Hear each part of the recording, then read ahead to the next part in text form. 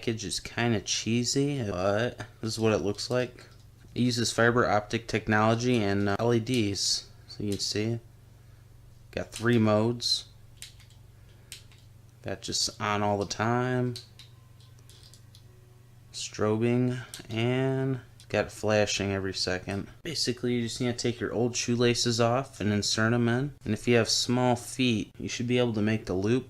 But if you have giant dinosaur feet like me, there is no room for looping. I'll show you guys what it looks like in the dark. So basically, each end pops off.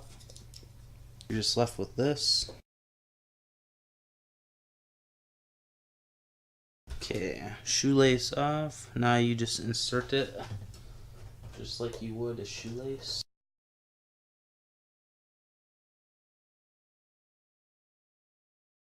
And after you lace it, at the last one you need to put the plastic string through here.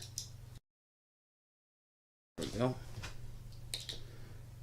And you're done. You can cut the string if you need to, unless you have giant feet like me. Let's turn the lights off and see what it looks like in the dark. This is what it looks like in the dark. Looks pretty cool. Definitely does what it says it's supposed to do, and it's only $5. Strobe. Go to a party. Have it flash every second.